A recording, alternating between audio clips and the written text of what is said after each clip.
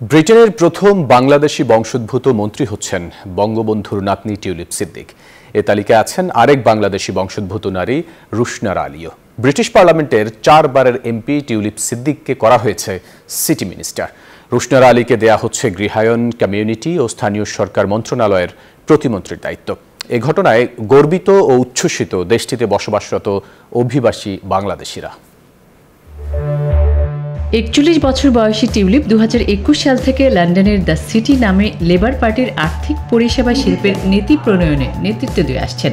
এবারই প্রথম বাংলাদেশি বংশোদ্ভূত হিসেবে ব্রিটিশ পার্লামেন্টে মন্ত্রী হওয়ার ইতিহাস সৃষ্টি করলেন 4 বারের এমপি শেখ রেহানার কন্যা টিউলিপ সিদ্দিক।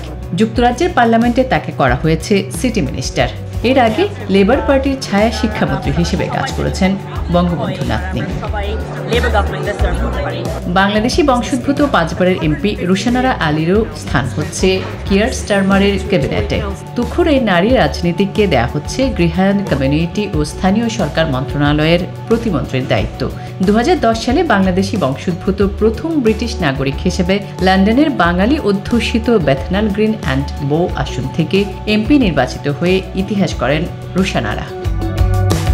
নতুন মন্ত্রিসভায় টিউলিপ রুশনারা স্থান পাওয়ায় খুশি যুক্তরাজ্যে বসবাসরত অভিবাসী বাংলাদেশিরা। গেল 4 জুলাই অনুষ্ঠিত নির্বাচনে রূপা হক ও আফসানা বেগম সহ 4 জন বাংলাদেশি বংশোদ্ভূত ব্রিটিশ নাগরিক লেবার পার্টির মনোনয়নে এমপি নির্বাচিত হন। আসমাতুলি, নিউজ 24।